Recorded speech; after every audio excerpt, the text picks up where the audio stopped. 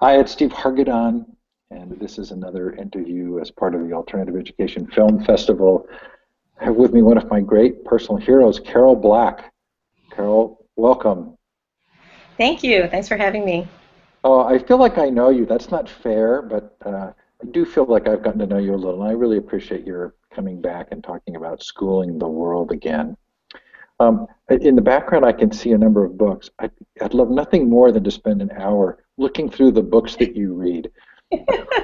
Who is your crowd? Oh, Lord. I have a very odd assortment of books, I'm afraid. So, I read a lot of sort of anthropology and a lot of books about education and a lot of fiction and fun things. But I do have this kind of eclectic mix of people that I've sort of put together over the years. Is there another passion aside from thinking about education that you're comfortable telling us about? Are you a fan of um, uh, teen fiction or particular kind of movies? You know, that is nothing really major or obvious. No, I'm always interested in something different, and I guess I wind up being sort of interested in looking at the connections between things. So I tend to just have a lot of disparate things that interest me for whatever strange reason, and they all get piled in together in a big messy pile. So. Well, it's so funny. You sent me an email this weekend about your newest blog post, and I thought, oh, I'll go read it. I didn't realize I was going to be reading the full length of a New Yorker magazine. When you write a blog post, you really write a blog post. Well, it's funny because I feel like there is this pressure in the blogging world to write these very short pieces. And again, because I'm interested in the interconnections between things, you really can't do that in that way. I actually did go and count the words in a New Yorker piece to find out if I was getting longer than a New Yorker piece. And I'm not. I'm a couple thousand words shorter than a New Yorker piece. But people do expect a blog to be much shorter. And, um, you know, I do worry that leads to, too kind of reductive a mode of thinking, because everything has to kind of be a soundbite and fit into a small space. So the fluidity of the multiple blogs and people's ideas changing over time, sort of counters that. So I don't want to be too, judgmental. No, I really loved the post, and it was lengthy, but it was sort of captivating. It kept me going. And as I was reading it, I thought, this is requiring a fair amount of time, right? And what's interesting about the internet and the web is the degree to which the volume of content we have available to us is so much greater. So it may not be that my intentions are to have a short attention span, but in order to absorb at some level a huge number of things that I'm interested in tracking, I do find that I have a harder time reading the longer form work. Yeah, yeah. Well, your mind becomes very full of the multiple things that you're interested in, and I think it's kind of too soon to say what the long-term impacts that will have, probably some positive and some negative on how we think about things. But, I did notice when I first tried to read War and Peace that it's divided into very short chapters. And so you can just take it a little bit at a time. So I divided my blog post into very short sections. And so if you just read one or two, that's okay. You don't think was that serialized? Was War and Peace a serialized novel? I don't think so, but I'm not sure, actually. That would be interesting. Sort of like Dickens, you wonder did Yeah, it originally come yeah, out in that form. But there's probably a good lesson there. yeah. Okay, so well, let's get to schooling the world. This was my third time watching the film, and probably my fourth if you include sort of showing other people bits and pieces together. The beginning is so incredibly powerful to me, and that woman who says that things were happier. I loved the way in which that kind of set the rest of the film up. Yeah, well, I mean, again, that's a sort of connecting the dots thing that people frequently, just don't make for whatever reason. They go to, a lot of people love to travel to these remote parts of the world, and they love to visit other cultures, and they really appreciate those cultures. They can really see the ways that, they have really positive things about their way of life, even though they may not have electricity or running water or whatever it is, but which, of course, our great-great-grandparents didn't have, and they still had fulfilling lives. So we get into this funny thinking that as though a human being is living in some kind of degraded condition unless they have electricity in their house, which is just not the case. But so people appreciate those cultures, and then just immediately set about trying to change them by building schools and educating their kids into our way of thinking about things. So yeah, it's just sort of an interesting phenomenon. I feel like you do a really good job in the movie of distinguishing between kind of the malicious intent, the sort of benign consequences of actions, and then sort of good intentions gone bad. And for the first time in watching this film, I was reminded of Koyaanisqatsi. Did you ever see that movie? I've seen parts of it, and I have not sat the whole thing through. Well, it is a different kind of experience. Yeah. But it reminded me of the sort of lovely sort of visioning of how the world is and nature and the world works, and then kind of this ways in which the industrial culture intrudes on it, and it sort of goes back and forth and creates this dynamic. And I thought, in some ways you do that. You're showing sort of the natural, the lovely ending where the people are smiling, the interviews interspersed throughout that sort of give you a sense of the value of those cultures without the Western influence, and then kind of being able to watch to some degree the damage that takes place. Mm-hmm. Go ahead. Oh, no. Well, finish your question. Well, so I was going to say the other thing I was reminded of was the sort of Howard Zinn's work. And I don't know how you feel about that, but I've read some of his discussions of kind of what happened to the indigenous cultures on this continent, and the ways in which that's portrayed now as benign or of good intention, but was actually, in point of fact, if accurate, very intentionally malicious. Yeah. Well, there's always this intersection of the sort of colonialist, imperialist, basically acquiring territory and resources, part of reality, and then the sort of missionary, do-gooder part of reality. And the forces in the world that would like to acquire territory and resources are very aware of how their purposes can be served by those who are with very sincere good intentions wanting to go and provide positive forms of exchange and help to other people. So I do just want to say that sometimes people will say that the film is romanticizing traditional cultures, and there's a really interesting thing that happens, which is if you show the positive sides of traditional cultures, people just immediately go to this place of saying that you're romanticizing them. And it's like, no, I'm not saying that. People everywhere have problems, and so one of the real parallels is that in a traditional society, they may have higher rates of infant mortality and childhood infectious disease, but when you bring development to that society, they have higher rates of mental illness and alcoholism and suicide and diabetes and just a whole host of other pathologies which are actually much thornier and much more difficult to deal with than infant mortality and childhood infectious disease, which there are pretty simple interventions to have a positive impact on those. So people are just immediately go to this place if you suggest that there's something positive about a traditional sustainable land-based culture, that you're therefore romanticizing it.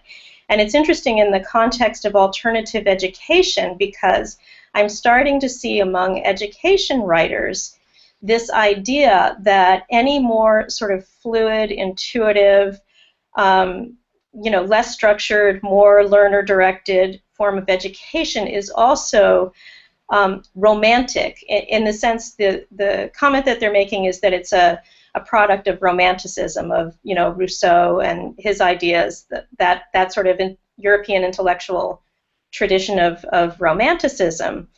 And so when in fact it's actually, these are ways of learning that really are tied into indigenous ways of learning. Then people immediately go to this place of, oh, well, that's a noble savage kind of idea. You're romanticizing and idealizing indigenous cultures, and you're romanticizing and idealizing the idea that children's learning can be led by curiosity and involve freedom of choice. That's also romantic. It's not realistic. So the idea is that the way we currently live in our modern society, which is very technologically based, that's kind of a very hard-headed, realistic, intellectually sound approach to life. And our educational systems should be data-based and research based and very sort of hard-headed. And other ideas are really kind of fanciful and may not really hold up to scrutiny.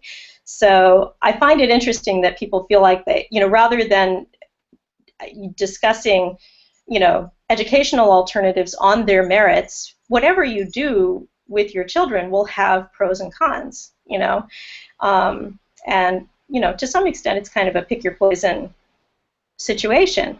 And however you live, however we choose to live, there will be pros and cons to it. There will be, great things, and there will be challenges. So I think it's important to try to keep the discussion kind of on that level.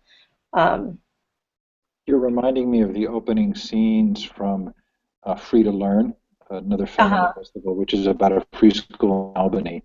Yeah. In which you expect this sort of romantic version of kids who have a completely unstructured time, and you discover the yelling and the pushing and the running around with swords and the shooting arrows kind of piece, and you realize, okay, that's a simplification that both the romantic sense and the pushback against it are simplifications of sort of deeper issues. Okay, so if we think of it in terms of human nature, right, this idea that we are doing things, and so we feel a mental rush to defend them, right? To the responses, well, that's romanticizing. Or often within the school system, you'll hear people say, well, Finland can do it because they're a homogenous small culture. Right. But it's also, they're kind of knee-jerk reactions. Right. There's another piece to human nature that I'm really interested in that I kept thinking about during the film, which is the inherent power of certain kinds of ideas to spread, not necessarily a part of the value of the idea, but just the spreadability. The idea that they're like a germ or a virus, Pasi Sahlberg calls the global education reform movement, that there are certain kinds of ideas that spread just because they're really good at spreading. And the sort of industrial economic model feels like there's something in it that makes it really compelling to aggressively spread, so that you actually have to kind of take a stand and say, we can't just let this go without questioning it. Yeah. Well, I think it's one of the myths of the industrial model that it just spreads because it's just such a magnetically alluring way of doing things. In fact, there are very intentional ways that the playing field is made not level that enable, this system to spread around the world. There are, trade subsidies and transport subsidies and fuel, fossil fuel subsidies that allow people to be, shipping products across the Pacific Ocean, instead of, people buying products, in their own neighborhoods. It'll be cheaper to buy something that's coming from China or New Zealand than to buy something that's coming, from your own state. So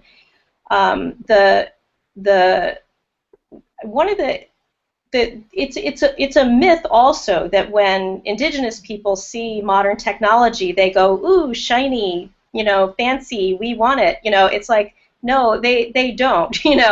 There are individuals who have that reaction that'll see a motorcycle or a cell phone and think it's awesome and, want one naturally. But of course there are. But that's not a universal reaction. And, many indigenous people see, basically from the time that, Europeans were spreading across North America to today, in modern day India, where you have tribal people everywhere that are just battling against these companies that are trying to take their land and build mines and cut down their trees and pollute their waterways, and they're just like, we we don't want it, and they don't want our education system either, because they have a way of life that works for them, and their children are educated into that way of life. So it really is a myth that it's just so alluring. There really are, but if you look at what's going on in India today, the government just brings in the police and rounds people up. So it's not that people are being, and they literally get put behind chain link fences and put into resettlement camps, and this goes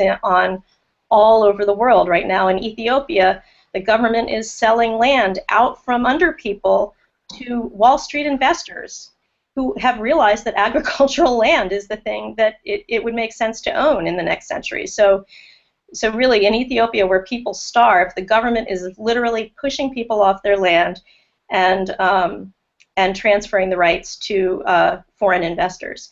So it's a very aggressive thing that is underway all around the world. And the interesting thing is the way education is used as kind of a combination, sort of lure and consolation prize. So everyone is led to believe that it's okay for those people in Ethiopia because they're going to have jobs and clinics and schools. And whereas before they had a really clean, safe place to live and the ability to grow their own food and their own land and self-determination, and yes, some hardship, but now they're going to have jobs and schools, and so the people who are doing this are able to present it as being a net benefit to the people who are on the receiving end of it. But that seems like that's been the case, right? I mean, even in the beginning, sort of the factory workers, the story, the narrative that's told is this will benefit the individuals, but it feels like the actual intent was to make it easier for the manufacturers to have workers who would work in the factories.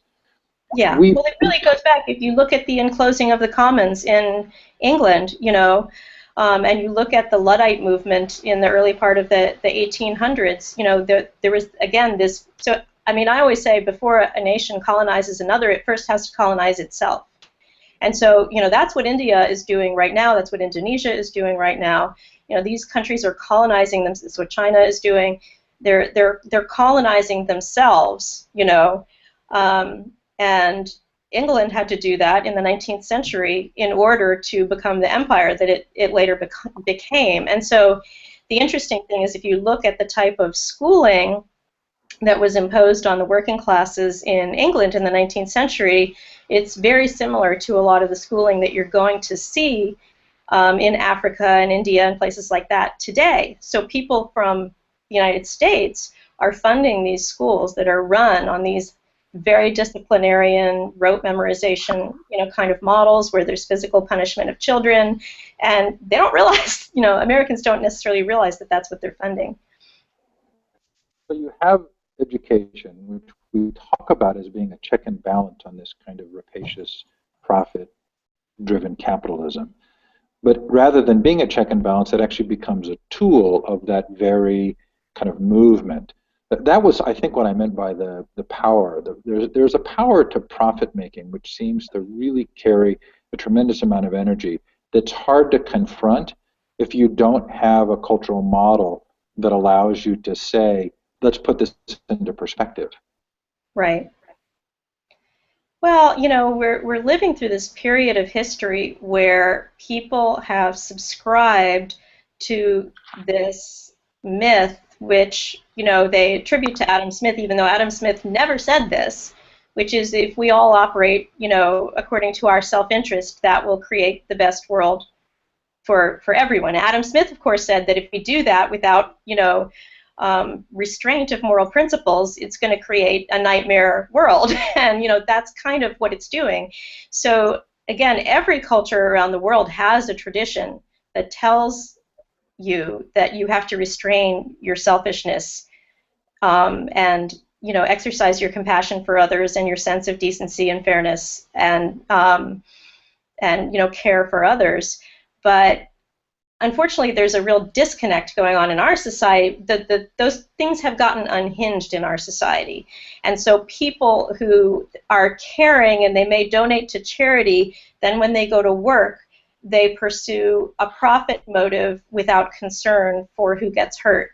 And that's just an unworkable model for life, but it's kind of what what's been promoted in our country, and so certainly in the last half of the 20th century. So I think that schools contribute to this with this very competitive system that they indoctrinate kids into from a very young age, which gets kids used to the idea that there's going to be this ranking of winners and losers.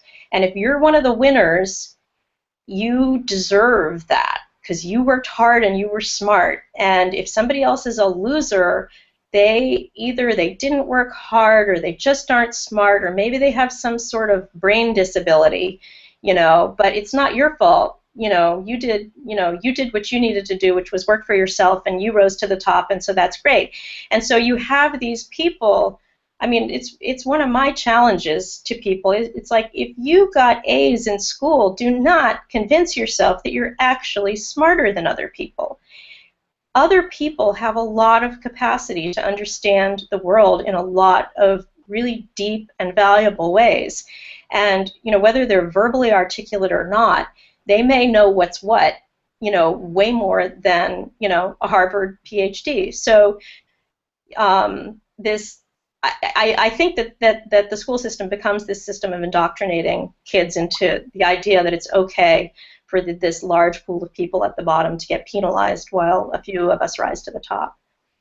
Yeah, I thought Manish Jain was particularly eloquent in this regard in the film, sort of talking about the way in which we've accepted millions and millions of kids will be labeled as defective. And what I hear you saying is that it's incumbent upon those who sort of won the lottery, who had a teacher who touched them or had parents who supported them, to be willing to recognize the degree to which that's reflective of so many positive things that happened to them that may not have happened to others, and it's not their fault, the fault of the others, that they didn't have those experiences or didn't have those opportunities, or that they learn or act differently.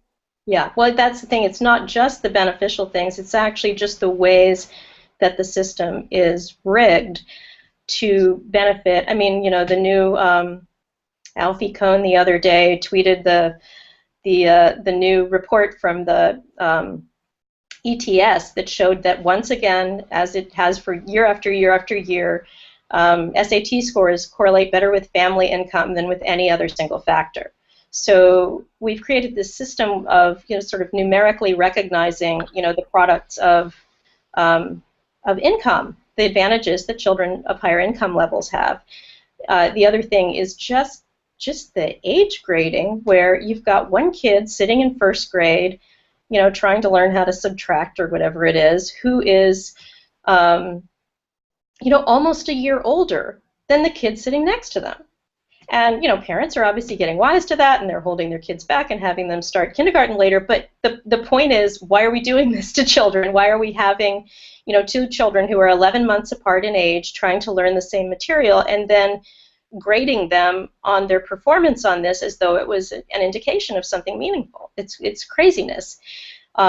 Which leaves aside the issue of just children having different developmental timetables, where some children will learn something at an older age, but there's absolutely no problem with that. They may be just as competent or more competent, as somebody who learned at an earlier age. There are plenty of ways that that's sort of demonstrated to be true. So it's a strange rigging of the system that, again, it's as though our plan is to create winners and losers. It's just a question of who's going to be assigned to which category. Our plan isn't to educate all of our children. It's to create winners and losers and just come up with a system that seems objective for deciding, who that's going to be.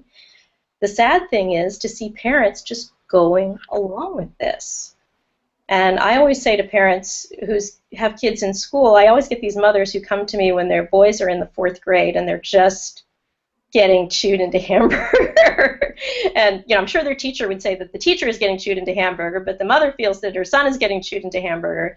And I just, like, if your kid is going through school and they're doing okay and they're happy, then whatever. But if your kid is one of the ones who has been chosen to be really unraveled by this system, do something about it. Advocate for your child. Don't let them do that, because it doesn't necessarily get better. in the following year. It just leads to, there's a school to prison pipeline in the middle classes. It's not just a urban low-income phenomenon. I think you argue really well in the blog post, Thousand Rivers, that not only does the ability to do certain things, like particularly reading. Oh, sorry, I'm getting a phone call. I didn't my phone off. Not only do you argue that there's a certain timing that can really vary, and you use this great case of sort of the onset of puberty in girls to remind us that there is this divergence of progression that people have, and you state that those who start reading later actually then very quickly become very capable readers and maybe even sometimes better readers than others. And you use your own daughter's kind of example of someone who for a variety of reasons, or maybe some particular ones, wasn't ready to read until later, and then sort of rapidly became a good reader. I thought that was really sort of helpful to understand, and clearly schools aren't prepared to have that kind of flexibility with students. No, I mean I don't accept that they couldn't be, but at the moment they're really not, and it would take some restructuring. But it is like there's all this I refer in the blog post to this sort of the reading wars about the data and the research about reading and the best way to teach reading. But the data that is coming from all parents who allow their children to develop reading skills kind of on their own timetable, where it's a child-led timetable, would sort of indicate that probably 8, 7, 8, 9 is probably the average age that children would start. It's almost as though they would just as soon, a lot of kids would just as soon be read to when they're still in that children's picture book age. And it really is at that age where they want to read Harry Potter, they want to know how to play a certain game, or they want to know how to build something, or they want to know something, or learn something that they can only learn by reading the text for themselves, and they don't want to do it. They don't want to be cuddled with a parent anymore. They want to do it on their own, and on their own timetable. Then they become really motivated to read. So that's just a really common pattern, and it's just something that's unrecognized in the research literature, and it's something that should be studied. There should be more study of how children learn in situations where they're allowed to read on their own timetable, and what the long-term impacts of that are. So, Carol, we've talked about sort of the malicious intent. There are 3 people in the film that I think fall into the category of good intentions, where you kind of realize in watching the film that you're using them sort of as opportunities to see the nature of the good intentions as a result. The first one is the school headmaster.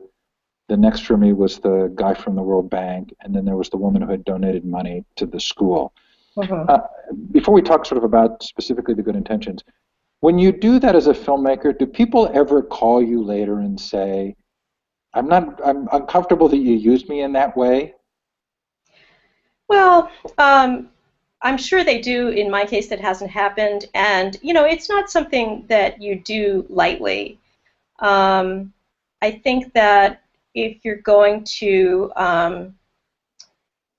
try to show another side of what somebody is saying in that way that might make them look bad, you have to do it thoughtfully, and you have to do it with a sense of there being a really, really important, larger social purpose to creating a strong question about the assumptions that this person is carrying out into the world. These are all 3 people who are making decisions and carrying out actions that are affecting other people's lives. And they think they're affecting other people's lives in a positive way, and I think it's really important that we ask some questions about that. So that's why the woman who donated to the school in Ladakh, she considered it to be a very positive outcome for a student to wind up working in a call center in Delhi. So for a kid to move from a small village in the Himalayas in Ladakh to to working in a call center in Delhi, and she spoke about working in the fields as though that was just a demeaning, you know, a life of hardship and suffering and kind of degradation almost.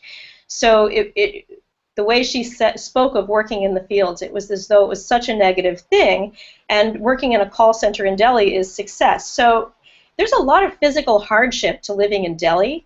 There's a lot of physical hardship to sitting at a desk for 14 hours talking to the really aggravated customers of United Airlines. And so there is physical and psychological hardship to that kind of a life. And you know what? There's some physical hardship to, growing barley and potatoes and cabbage and carrots and, milk and butter and cheese in a beautiful, breathtaking valley in the Himalayas. So I think we need to look at the pros and cons of those two outcomes in an even-handed way and question the assumption that this is always better. So yeah, but I do think it's so important to challenge that if it makes her uncomfortable, I do feel bad about it, but I think it's justified. Well, I didn't feel that you did anything unethical. I mean, I think in a lot of ways you were very kind, and you allowed their own words to be fully displayed, and you didn't sort of create real awkwardness. But there was a little bit of sort of a jarring difference between the words to the headmaster and the kind of militaristic marching that's taking place, and the declaration that it's not about religion, and then the girls all reciting the prayer. I didn't feel it wasn't tasteful or thoughtful, but I was interested in the way in which you're going to have to do that as a director. If we sort of stick on good intentions, I'm trying to remember where I was, but somebody had said to me, if you really want to know how to help the people in Nepal or India or wherever it was that I was at the time, they said, wait 30 years and you'll really understand the culture. And I thought, how do we guard against the hubris of believing that we know better? Well, I mean, obviously that's the film is an attempt to challenge that. There's a lot of sort of thought experiments you could use to try to, just get yourself to set back a little bit and approach life with a little bit more humility. Japan has a lower divorce rate than the United States does.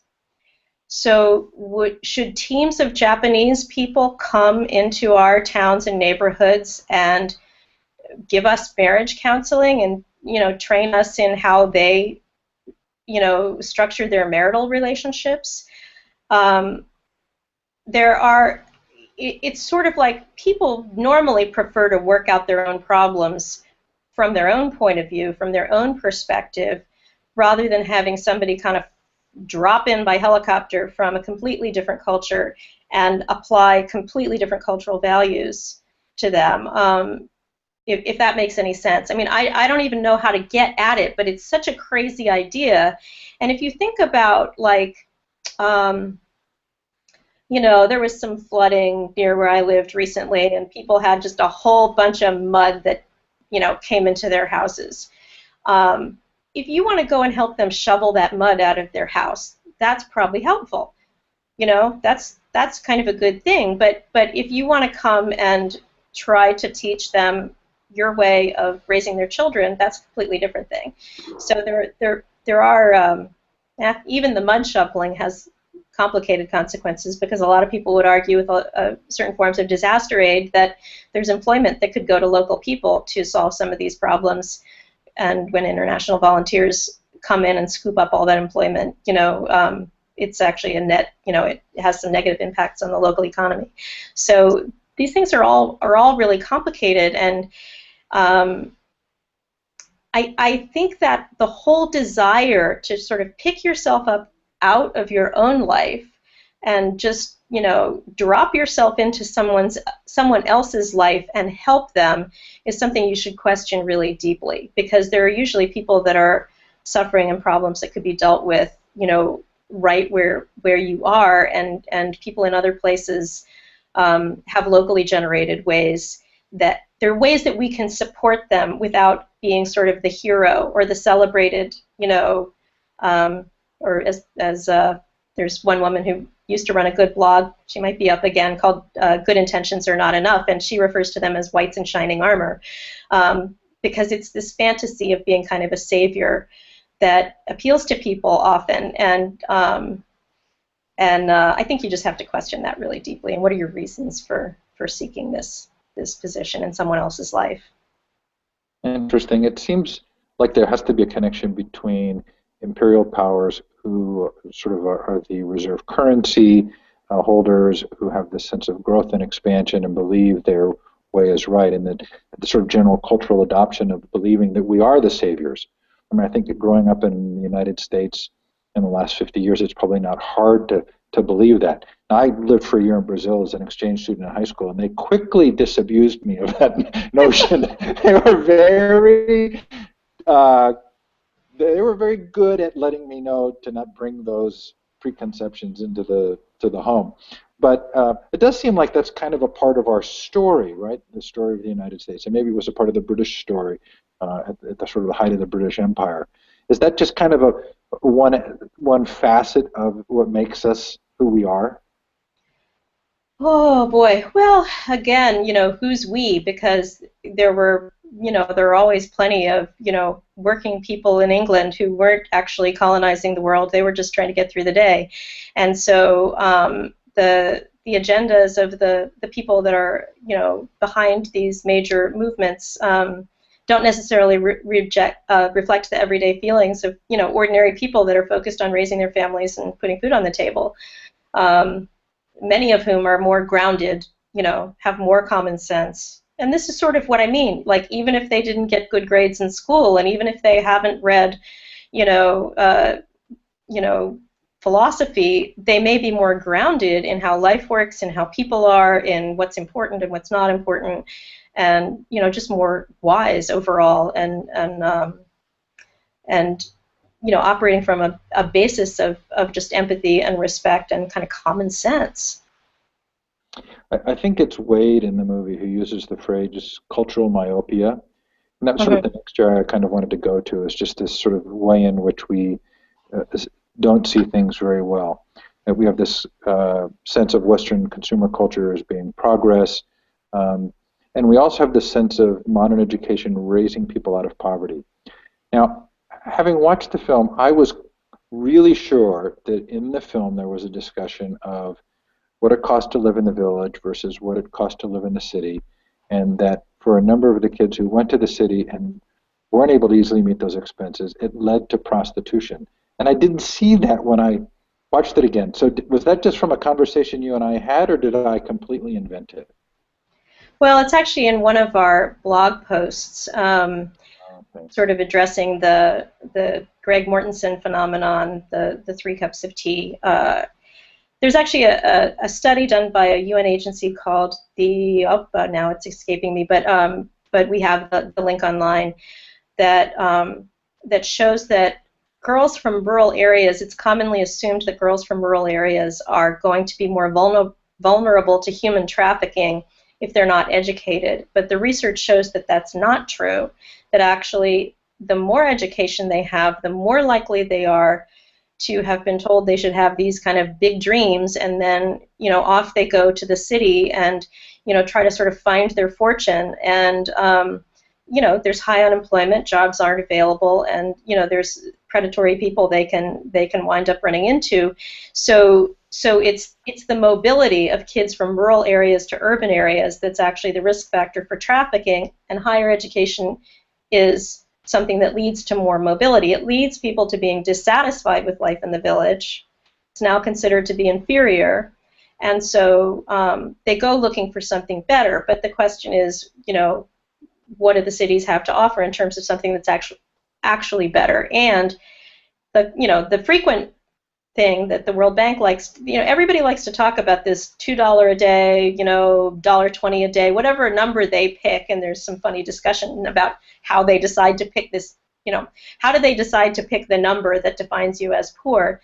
But the thing that people just completely overlook, and you'll see really serious, I responded, to this blog on Foreign Policy magazine, where there's a complete failure to discuss what life is like on less than $2 a day in an urban mega slum and what life is like on less than $2 a day in a rural area where people can grow their own food and build their own houses and, you know, provide for all their basic needs without cash. So complete failure to discuss that. And, you know, I think the reason for that is that people in rural areas are actually quite wealthy in an economic sense because they have land, and land has value. It has really serious value, but there's other people who want their land. So it benefits them to define those people as poor and to look at their poverty in terms of their daily cash income, because that can help to justify interventions to help those poor people that ends up dislocating them from their land. So the whole array of fates that await kids when they leave a, you know, a low income but stable and livable rural environment where, yes, there's hardship, yes, people don't have, you know, every fancy thing. There's sometimes problems with, you know, infectious disease and infant mortality, but then you shift them into an urban area, and, you know, whether it's prostitution, drug addiction, crime, you know, just other forms of just urban destitution that await them, all those things become, you know, really serious likelihoods. Okay, if we can, let's shift gears to your most recent blog post, because I think it really tracks well with this. And I sent you a couple of other articles after you sent me yours that were both on this idea of when we measure, say, animals in confined zoo spaces, it's silly to draw conclusions about their natural behavior. How does that relate to children? And what does the phrase weird mean in the blog post, the acronym? Just the what? Oh, weird. Yeah, yeah. Well, there was this three social scientists who did a major sort of meta-analysis of a wide array of literature in the behavioral sciences, and they realized that throughout, you know, psychology, sociology, economics, a lot of very broad generalizations were being made about human nature and human behavior. And they were actually mostly based on studies done with college students, with, you know, American and sometimes European college students. So not even, but so they coined the phrase that these were weird societies: Western, educated, industrialized, rich, and democratic, which is a sort of a subset of humanity. And if you look at how the different behaviors that are often, you know, discussed as though they're part of human nature, how the spectrum of those behaviors is distributed across culture, you'll realize that it's a minority of cultures that evidence this type of behavior. So, so the Western, educated, industrialized, rich, and democratic cultures are sort of way out on the bell curve of human behavior overall, and America, they said, was sort of an outlier among outliers. So our focus on competition, on individualism, on a very sort of direct kind of communication and a very direct and controlling kind of education are all extremely atypical across human societies. And so there are a lot of observations. They didn't draw a ton of relationships to just learning and schooling, but a lot of these observations apply to learning and schooling. Yeah, it was. I didn't know if I should be embarrassed or what, but I recognized almost every clip from the popular movies that you show in the film, right, that are all about being teenagers, and the way in which we've sort of absorbed those as though they're accurate depictions of what youth are necessarily going to go through. And, Yeah. and I'm not sure you and I have talked about this before, but I had Robert Epstein on my interview series, who's talked about the way in which teenagehood is really not a defined state of being in most cultures. That throughout history, most cultures at the age of 12 or 13, the kids went through some rite of passage and became fully a part of the adult world. So how have we exported those ideas about what's been the impact of the ways in which we've seen student behavior and the things that students go through at that age, and how has that impacted other cultures through our portrayal of that? Well, there is more teen conflict. I mean, there are many, many societies where the idea that teens are in conflict with adults is just not, that's not the norm. That's not how people look at it. They don't see any particular reason that teenagers and their elders should be, constantly at odds. A lot of people around the world report that when schooling is brought in, their children become more selfish. And it's interesting because Harvard just came out with this big study that I'm sure you saw about how 80% of American high school students say that they believe that their teachers and their parents value achievement over caring. And even though obviously parents don't say that, but what the study is indicating is that the behavior and the choices and the structure of how we're raising kids conveys that to them, whether we say it or not. So the competitiveness and the idea, it's like the idea that your goal is to be better than the person sitting next to you, that is your motivating, that is the thing motivating your efforts, is to be better than your friends.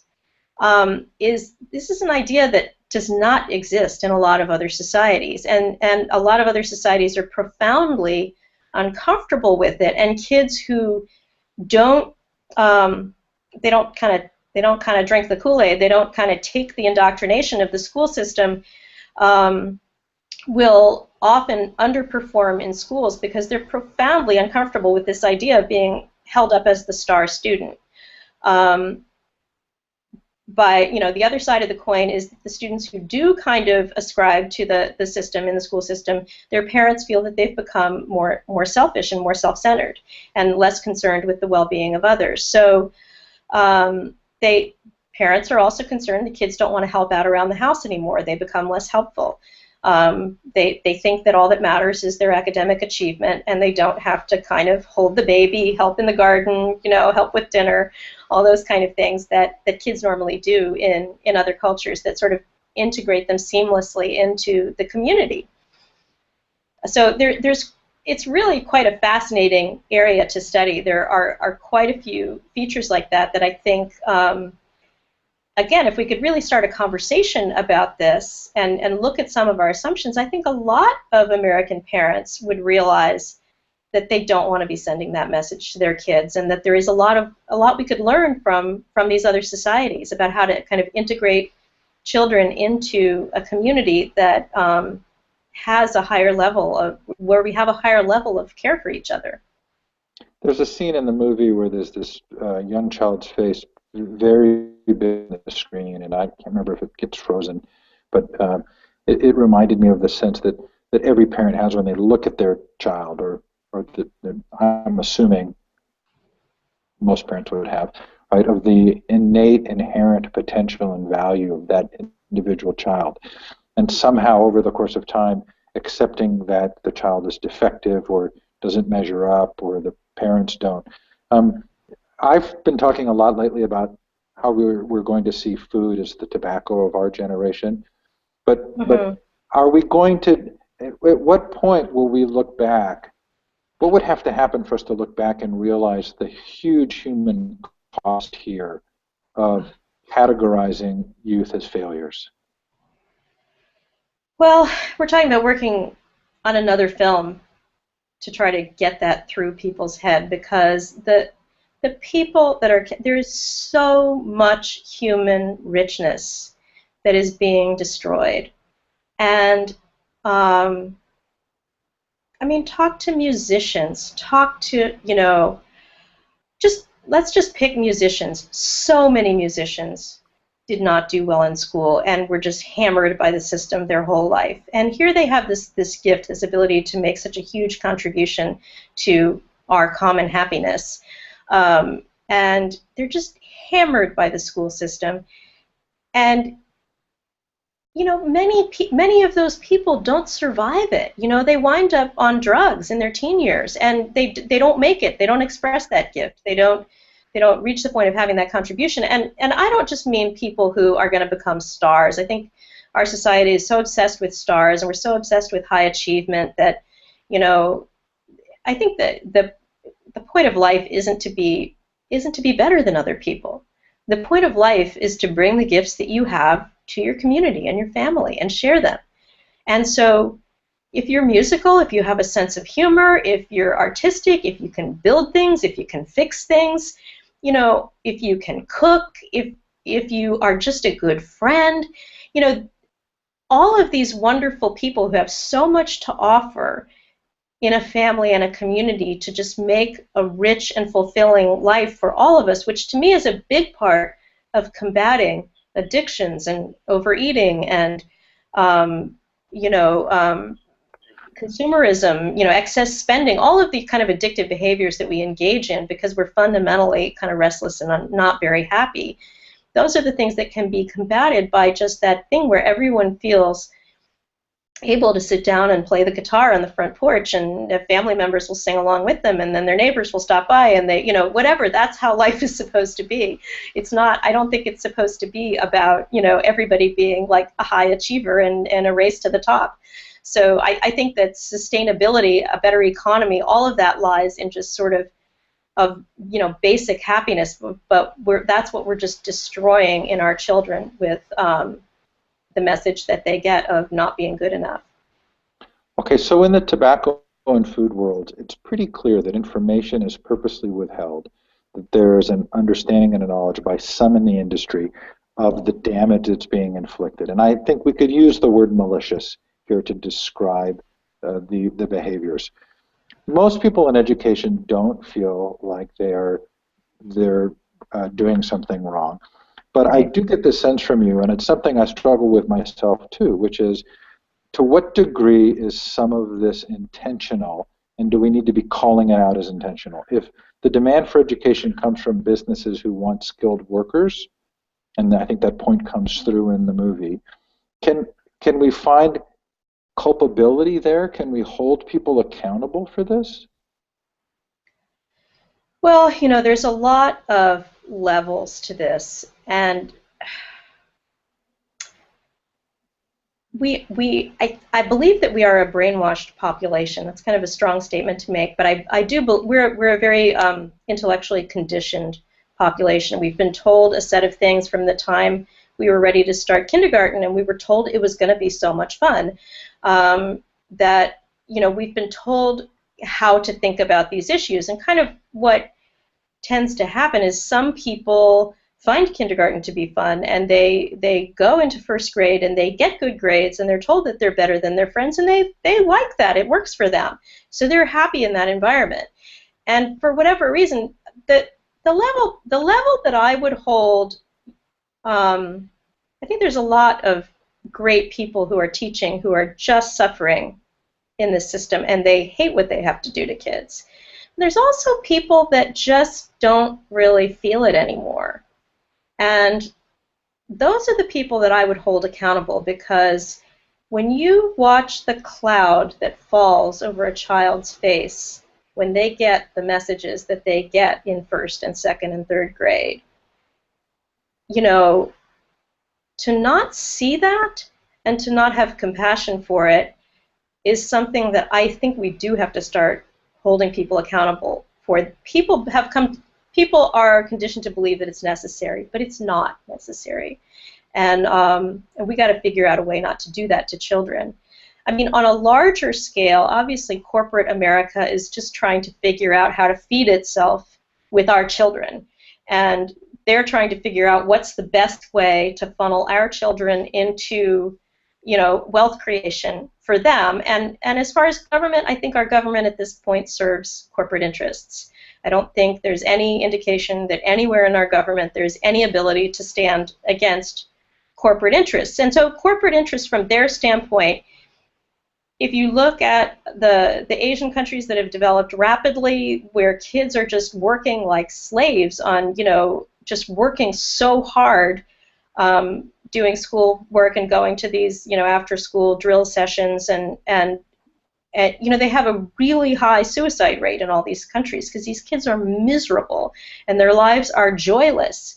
But corporate America is going to be all for that if that's what they think is going to get them the engineers and the, you know, IT specialists and the, you know, management people that they need. They don't, you know, that's what they're going to be for. If, to the extent that they think that, you know, innovation and creativity is going to serve their needs, you know, they're going to foster that. To the extent that they can sort of divide our children into one group that will be treated one way and another group that will be treated, you know, they're going to do what serves their needs for the most part. And I don't think that it's as though there's no grown-ups in charge. There's nobody here who is actually looking out for our children on a broad scale. And so the system just evolves, and the person who is sort of the you know, the most voracious tends to take a, you know, a leadership role, unfortunately. It does seem like the last 30 years have sort of uniquely been about profit as the virtue, the sort of millionairization of every individual, that everybody's going to become wealthy. It, you know, feels like as a larger culture we've accepted profit as the primary motive. And it is hard to distinguish between those who benefit from some of these things and those who would sort of purposefully encourage them. But I guess in my own mind I answered that question as I asked it because I was thinking about the drug companies. It certainly feels like, from what we can tell, they are withholding information about the impact of these drugs. And the numbers are staggering of the amount of medicating that we're doing to kids, right? Yeah. Oh my God, yeah. There's a really great PBS documentary called Medicating Kids, about the growth of the drug sales for of these really serious antipsychotic drugs for, you know, bipolar disorder to very young children. I know there's one documentary that's just about the kind of ADHD Ritalin one, and there's another one that's about the antipsychotics, which have just devastating side effects and which haven't been studied in children, and yet the growth in sales of those drugs to children has just, you know, been astronomical. And so that's a perfect example of kind of an ulterior. And another like beautiful thing that happens is that there's very high rates of diagnosis and drug prescription to Medicaid children. And so these kids are funneled into the public schools. They're diagnosed with a learning disability. They're, you know, it's advised that they go on a drug. You know, Medicaid pays for it, and this whole kind of pipeline is getting pumped, you know, is serving the drug companies. So I think there's a lot of things like that that really need a hard look. And you unfortunately, we're living in a world where you have to be skeptical of almost all received wisdom, and you really need to do your homework. And the basic thing that you've got to do with almost everything is follow the money.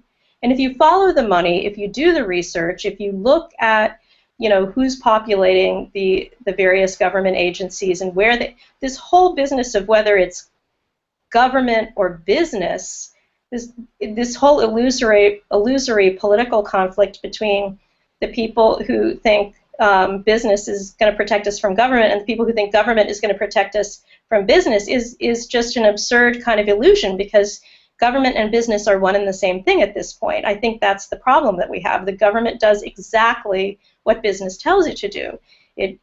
It's mostly populated by people who, you know, this revolving door of people who come out of these companies, whether they're the agricultural companies, the drug companies, the weapons companies, the aeronautical company, you know, all of these companies, those people go into the government, and then at the end of their tenure in government, they go right back into these corporations. And so, you know, what we're getting is going to be the same, whichever one of these ostensible, you know, branches they're coming from. And it's the same thing with the phonics research, and doesn't matter whether they're charter schools or public schools. The textbook and test companies make a huge amount of money when the public school mandates that they use a textbook from McGraw-Hill. So I don't think they care as much whether it's a charter school or a public school as people think. It's going to work for them either way. Yeah, and we didn't even talk about the for-profit prison relationship to schools here, which Oh. would be a whole other conversation. Okay, Carol, thank you for being outspoken. Thank you for the movie. I want to be on your team, whatever it is you're doing. I want to be there. I want to be a cheerleader. I really appreciate you and the work, and thanks for taking the time to talk to me again. Thank you so much. That was really delightful. I'm going to close us out here. Thanks to Carol. Thanks to those of you who are watching. We do have 4 live viewers. And we've been getting some tweets from Monica Hardy. Thanks, Monica. If you watch the recording, thanks for taking the time to do so. Take care. Bye now. Thank you.